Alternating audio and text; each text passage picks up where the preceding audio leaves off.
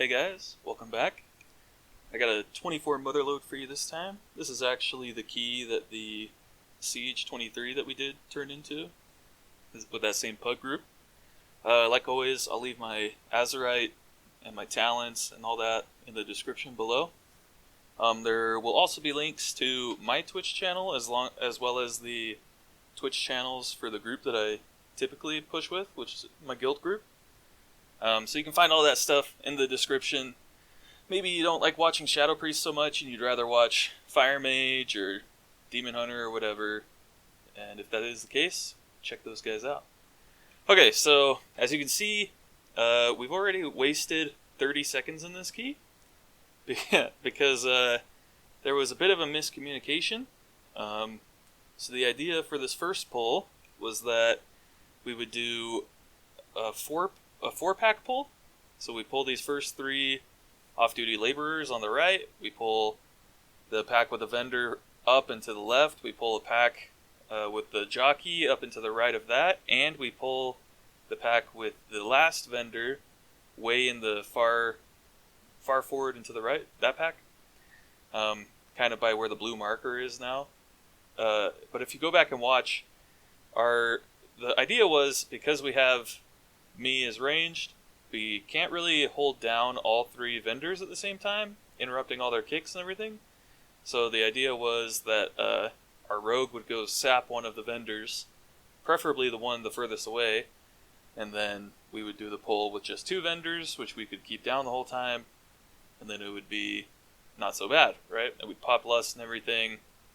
But our rogue was unsure of which vendor to sap, so he ends up sapping this one in the front, and then he thinks, oh, it's this one off to the right that you can see right now that's not even part of the pull.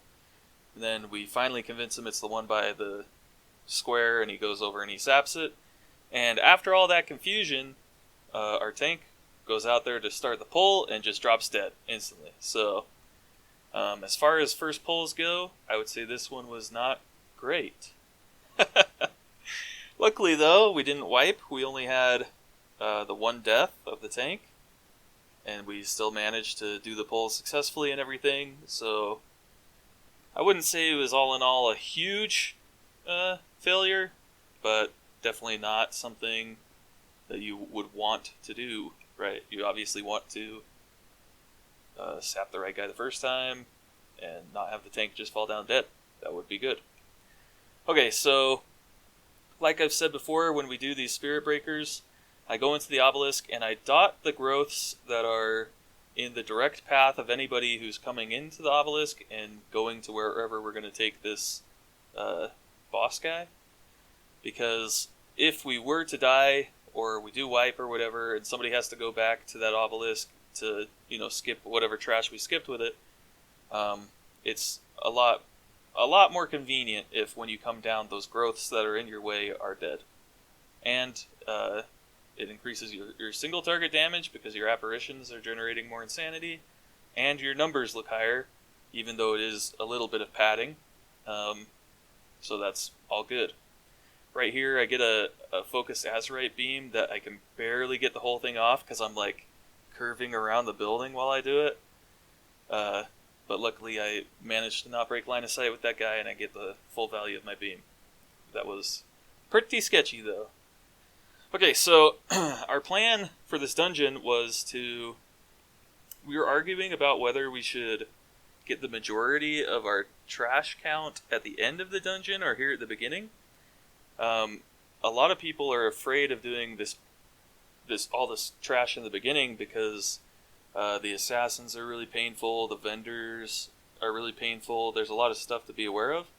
But I would much rather do this stuff at the beginning than do the trash at the end. But our tank was against doing all this stuff at the beginning, and he would rather do this stuff at the end.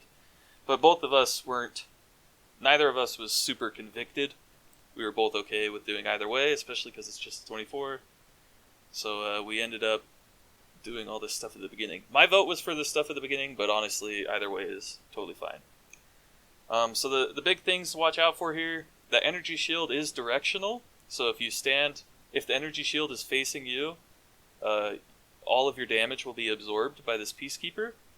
So there's a couple things you can do about that. Either you can move so that you're always behind the Peacekeeper whenever the shield comes up, or your tank can just face the Peacekeeper a different direction so that the shield always pops up away from you, which is more preferable. A couple other things about that last pull. You need to watch the assassins. Don't let them get their toxic blades off. Don't let them get their hail of flechettes off. You can stun that. You can interrupt the other thing. And then the vendors, you just need to interrupt their iced spritzers and the Kaja Cola refreshment or whatever.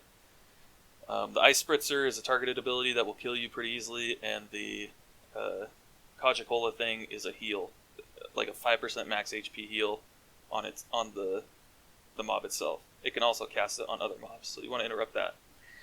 Okay, general things about this first boss. I held my beam for when the boss has 3 stacks of this burning azerite thing that he gets from the soccer balls. I shield myself for every single static pulse, because without my shield, I will probably survive, but it does a lot of damage, so you would rather shield it. And then, yeah, it's just straight up single target fight. A couple things as well. I guess the other thing is, just because you're ranged, doesn't mean you get to sit back and just cast the whole fight. You should actively be trying to kick the soccer balls into the boss. Yes, it's going to decrease your DPS because you're spending time moving and casting suboptimal things like Shadow Word Pain or whatever to keep moving.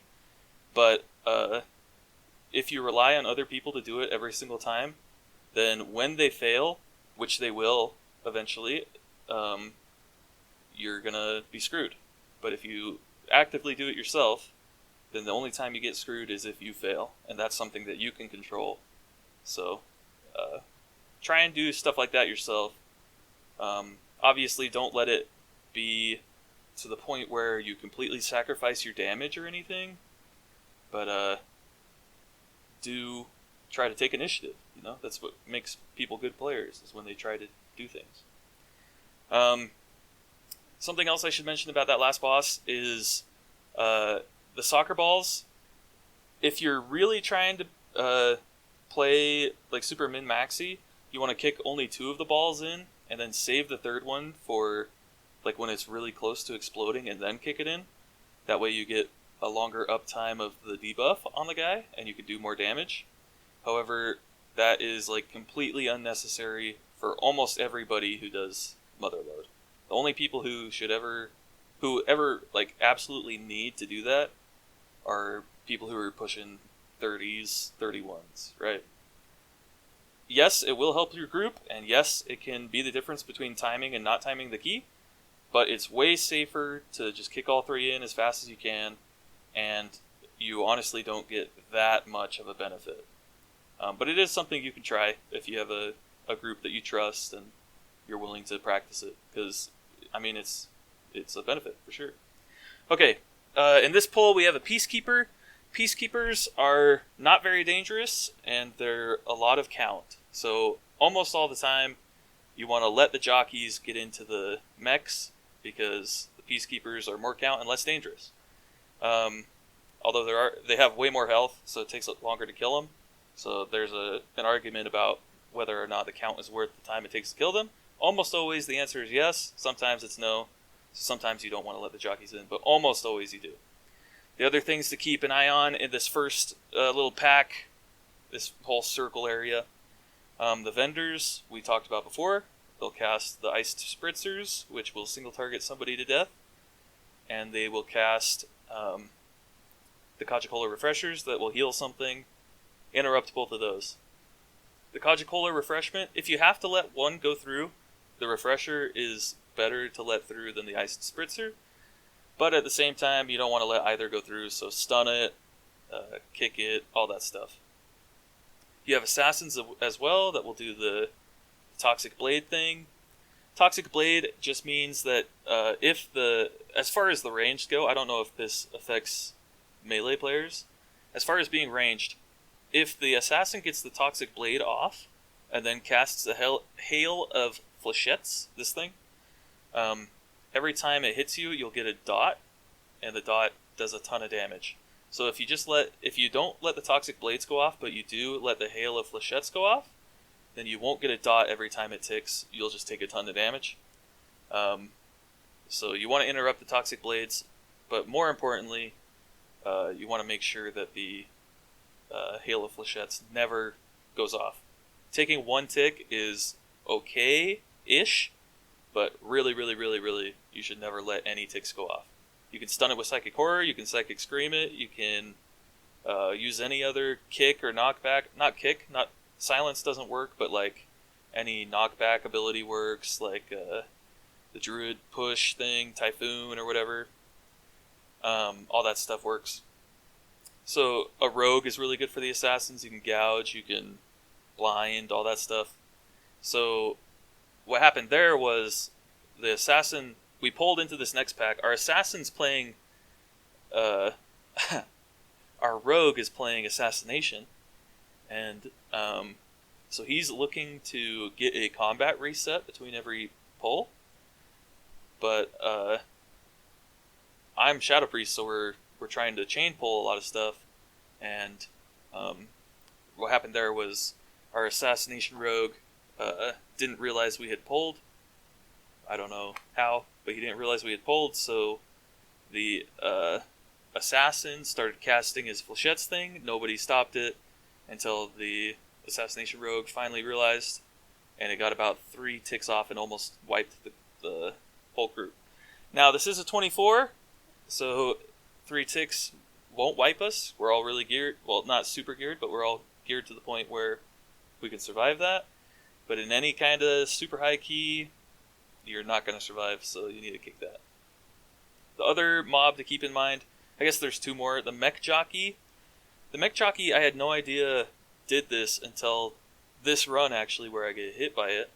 The Mech Jockey does an ability called Grease Gun. I'm pretty sure it's only in melee range, so you'll only ever get hit by it if you're standing right next to the Mech Jockey. So the only thing you need to worry about with the Mech Jockey, other than his concussion charge, because he casts that, but that puts a swirly on the ground, so you should be able to see it and move.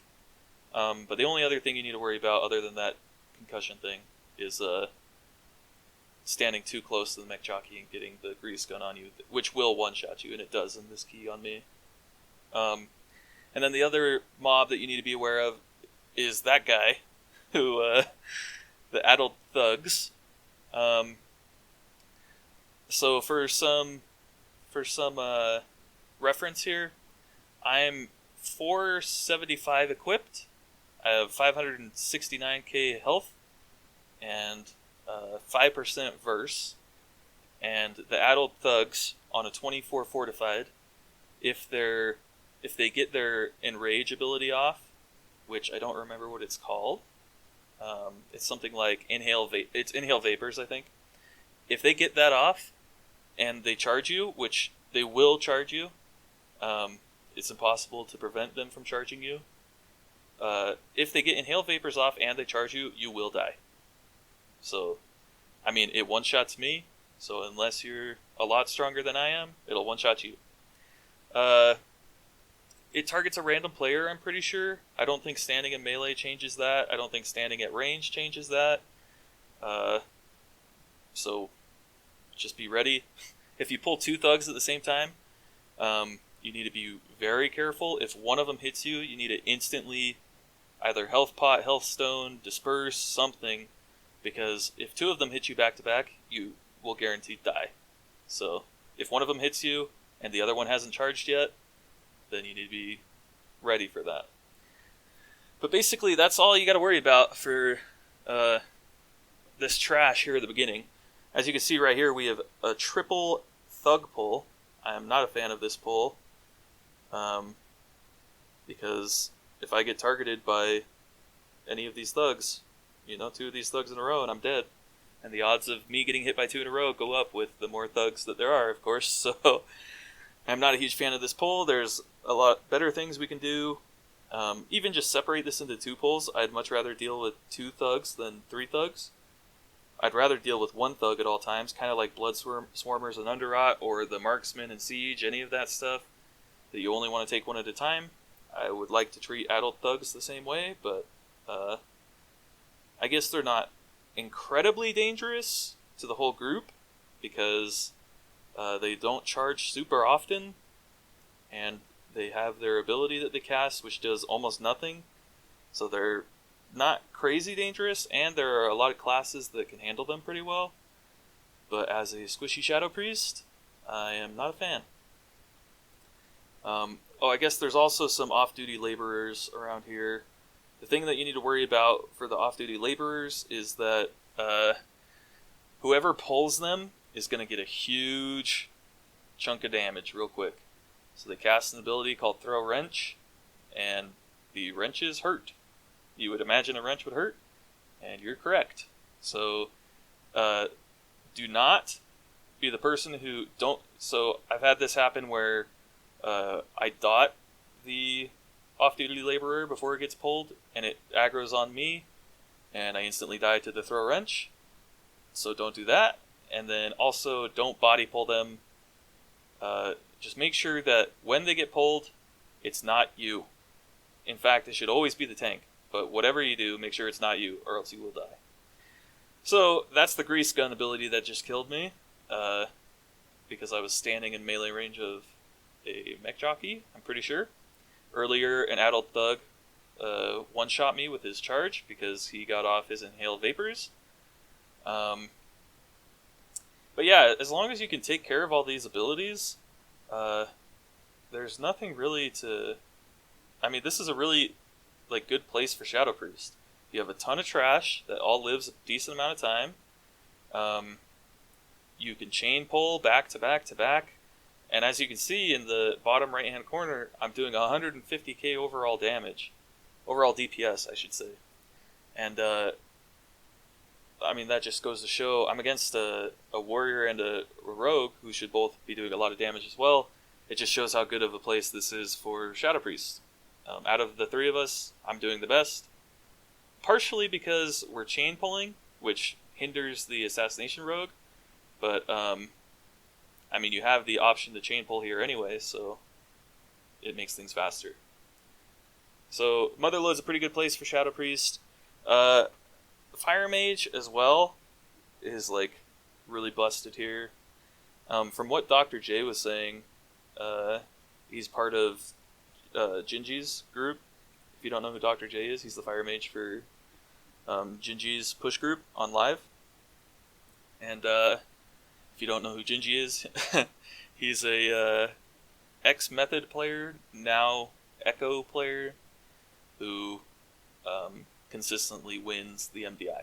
So Dr. J is this super good 7k IO Fire Mage, and he was talking about how to time a 30 or 31 Motherlode, you'd almost probably want to bring 2 Fire Mages, just because the combust and the ignite and everything just melts everything, and this dungeon plays super well for Fire Mage. So something I thought I'd mention. If you're thinking about compositions to bring to this dungeon, Fire Mage is really, really, really good. Obviously, Fire Mage is almost a must for any dungeon, and definitely never a bad choice for any dungeon. But here, they're especially good. So, something to keep in mind. Also, this, like I was saying, this dungeon is particularly good for Shadow Priest as well. So something like a Tal Dazar is a dungeon that you would not want to bring a Shadow Priest to usually. They perform pretty badly there. But something like Motherlode is pretty good. I'd rate Motherlode is A or maybe even S tier for Shadow Priest. The bosses play into Shadow Priest really well. Trash all goes really well for Shadow Priest. Vampiric Embrace gets a lot of good uses here. I mean, all around, it's just a good place for Shadow Priest. So, moving forward, we're doing a couple really big pulls here. There's not a ton of stuff to be worried about. Excuse me. There's some mine rats that throw rocks. There's nothing much you can do about that, and they're not super dangerous. There's some Earth Shapers. Those guys will cast the shield that you can see this guy's casting that I interrupted. The shield can be on themselves or a different mob. So just because they're casting it doesn't mean it's going to go on themselves. that's something you want to either purge as soon as it's out or interrupt. If you're low on interrupts, like there's you and a fire mage, a shadow priest and a fire mage or whatever, or you just don't have a ton of interrupts for whatever reason, then it's okay to let the earth shields go through because you have a single target purge that you can spam and use on every single earth shield. So if you have to interrupt, if you have to be careful with your interrupts, then you want to interrupt their other ability called Rock Lance, which does a lot of damage to whoever it's targeting, which I'm pretty sure is always the tank. So it's this thing that guy's casting, and it's pretty dangerous, especially at these higher levels, especially for tanks that can't handle physical damage very well. Like I know our Blood DK really hates those Rock Lances. So just something to keep in mind. A couple of other mobs around here. There's the Sappers. The Sappers will throw bombs at people that don't explode immediately, so you don't have to worry too much about them. Just as soon as you see a bomb, move. And then they will also cast an ability called like Final Blast or whatever when they're about to die. Yeah, so you can see there's one casting right there.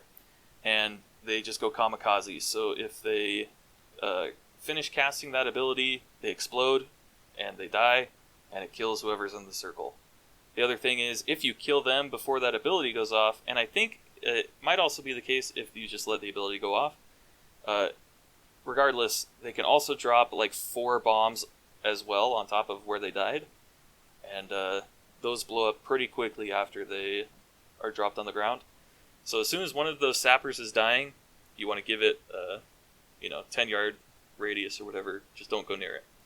As a Shadow Priest, you shouldn't ever be near them anyway, because there's no reason to stand in melee for any of this. In fact, there are incentives not to stand in melee for all this stuff, so you should be standing at ranged pretty much the whole time that you're fighting this trash around here.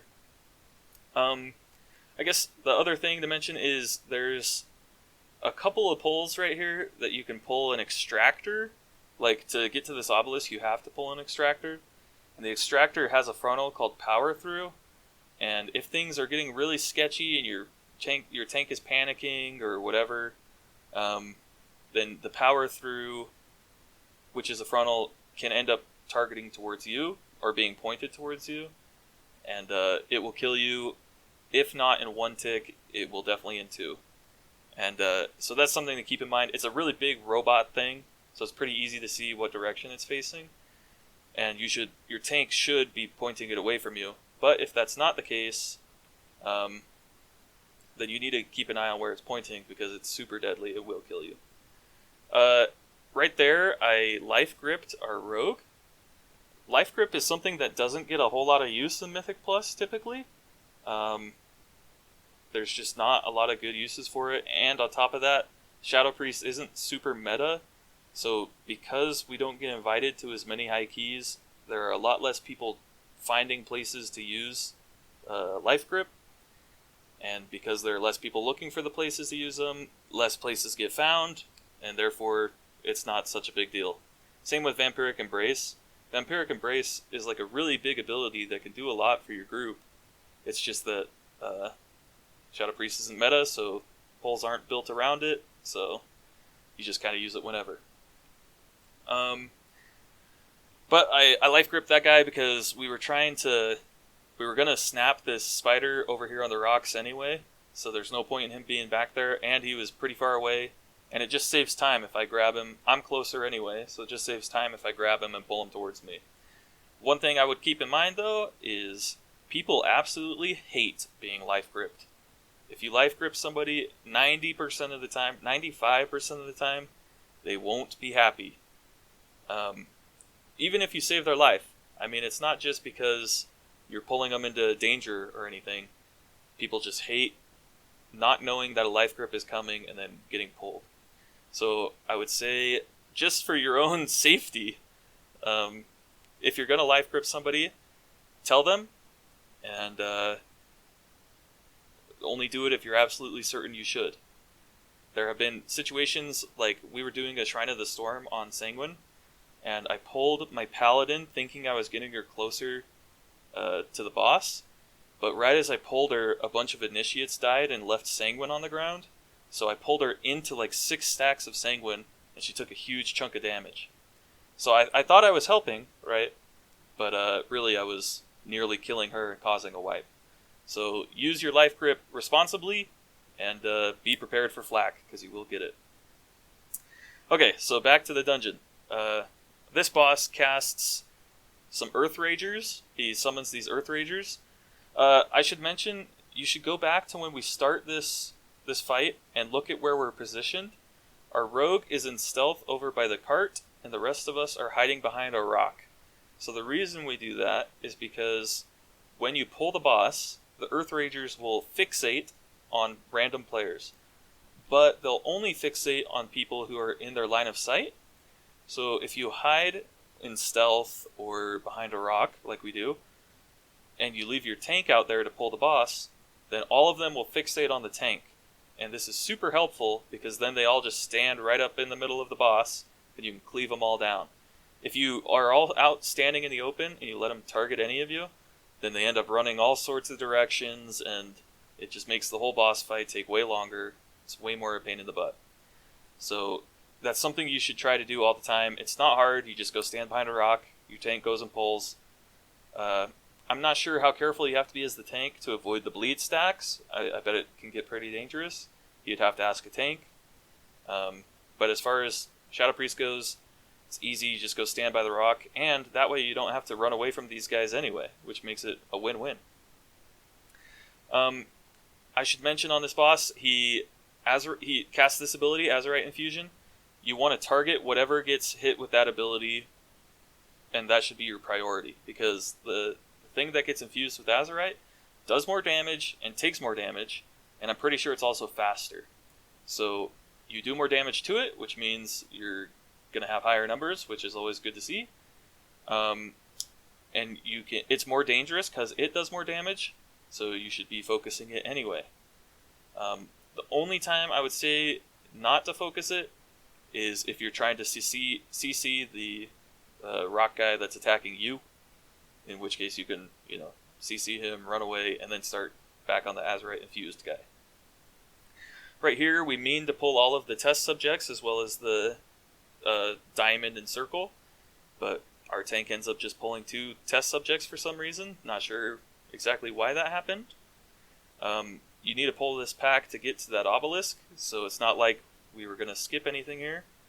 And in our comms, we're talking about how as soon as we get into that obelisk, we're going to line of sight. So the idea is, once you go into this obelisk, you can use the hut, either this hut right here, or the hut that's over by the obelisk. You can just run really far, any of that stuff. You can do that, you can line of sight, run away, and it'll snap all of the tentacles to wherever you guys are, which makes it way easier to cleave them down. And so we're talking about how we need to line of sight them. The only problem is we don't communicate very well. We're all pugs, don't really know each other, and it's kind of awkward with pug groups in Discord about, shot calling and all that. People can get really offended if you say something. It's hard to talk to pugs, so we end up miscommunicating. 2 of us go on this side, 2 of them go on the other side, and we end up not snapping these very well. And we try to save it. We all try to run over here by the blob, and then we end up snapping a couple, and it's like really a mess. So if you're going to snap, you should all go to the same place.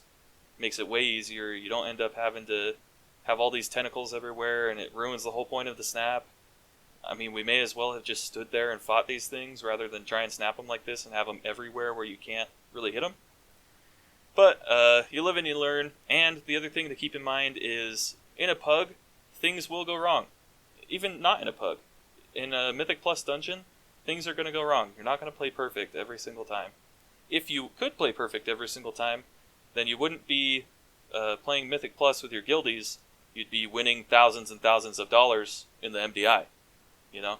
So of course you want to do as good as you can, and you want to, limit your mistakes and everything, but you should have it in your mindset that people will make mistakes. You will not time keys. You will deplete keys, I should say.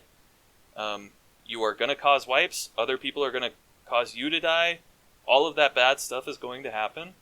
So if you get it out of your brain that everybody's going to play perfectly and things are going to be great, then when bad things do happen, it's a lot easier for you to shrug it off and be like, hey, you know what? This is just one of those times. Yeah, we've done this pull 100 times before, but something happened and we missed a kick or whatever. You know, people miss kicks. It's not like that doesn't happen. People die, you know? You end up standing somewhere and you die. Or maybe you get really, really bad RNG. That can happen, where you just get completely screwed over by RNG and you die.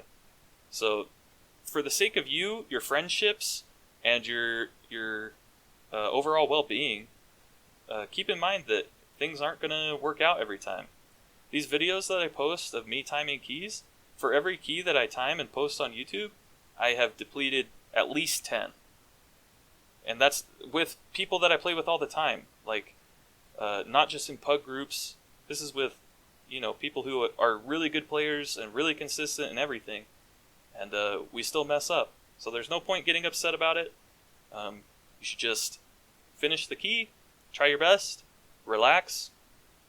Or you can, you know, walk out of the key, do a different one. Or sometimes it's even better to just say, hey, you know what, we're not in a good mood right now, things aren't going great, maybe we come back a different time. Regardless, that's something I wanted to bring up, is people's mindset when they do Mythic Plus, and how it shouldn't be so elitist, and how you should be ready for mistakes to happen. And that's just life advice, honestly. Things aren't always going to go your way. Don't freak out when they don't. Okay, so anyway, on this boss, a couple big things. You want to play this boss in melee. So just stand basically on top of the boss. Right here is about as far as I would ever stand from the boss. Because she casts this catalyst thing, which drops crap on the ground, and you want that to be as manageable as possible. So if you all stand close to the boss, it's more manageable. Excuse me. Also, she casts this chemical burn, which is a huge dot that will kill you. So you want to be close to the boss so that you can get as much healing or spread around your whole group as possible.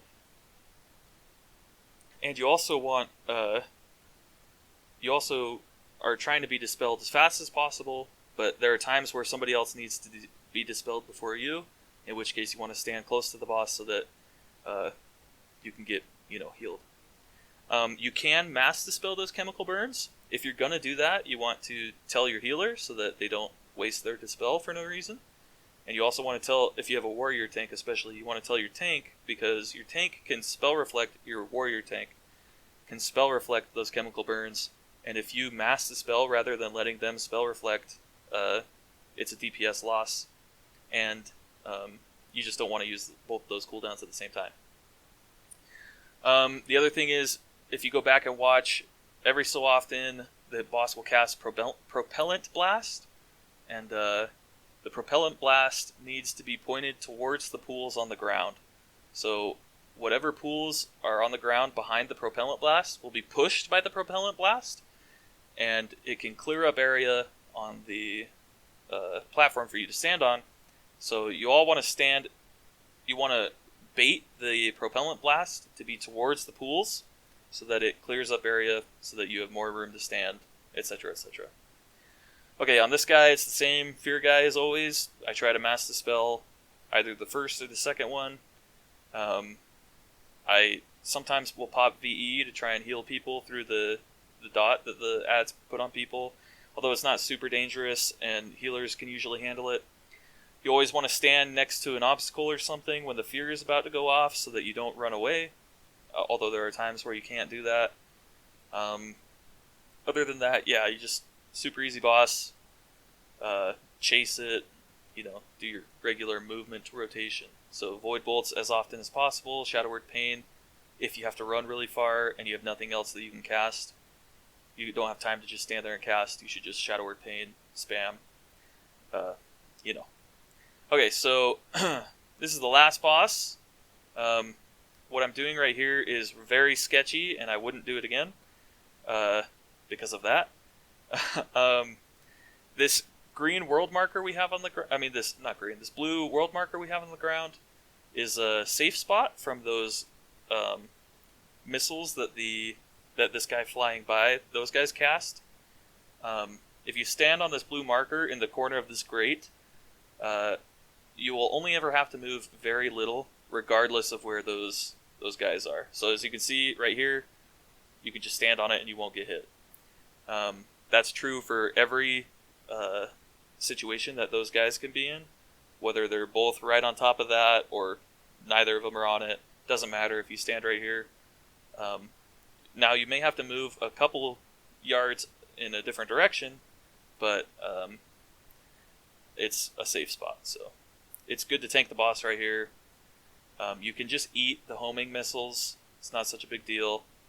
So there's no point running out with those. Even on a really, really high key, teams will just soak those because the damage they do is just inconsequential. And it's way more dangerous to run out with it because then if you get hit by one of those other bombs, you will definitely die. So these azerite heart seekers, very important to know. It'll put a red line on you from the Sky Scorcher. You need to make sure your tank is in between you and the Sky Scorcher. If he is not, then the azerite heart seeker is going to hit you and it's going to kill you. It may not kill you, but it'll do a ton of damage. And if your tank can soak it, and that's just the way to go. So as you can see, I'm almost dying every time this drill smash happens. I'm not running any avoidant, which would help in this case. So if you have any avoidant 3 pieces or anything, really you just need one avoidant 3 piece and then you'll be avoidance capped. Assuming you have decent levels of haste, like 40% plus base. And avoidance will help with that to keep you alive. But on a 24, I was able to survive it. Big abilities like that, like the drill smash, I shield every time. It's like the break water on Hadal in Siege of Bralis. You want to shield yourself every time it's about to happen, just to make sure you don't die. You can even pop dispersion if you just got hit by something else, or you like your thing from beyond hit you or whatever. If you're not topped, no problem popping dispersion there. You can also use dispersion to run through this Gatling gun. I try to save it for the micro bombs, those things, the one that just killed me. If I had dispersed there, I would have lived. But yeah, there's not a ton of other good spots for the dispersion, so just use it whenever you're in big danger. Otherwise, that's the whole dungeon. So thank you for watching. If you have any questions or anything, leave a comment. Subscribe. I'll do more of these, and see you guys later.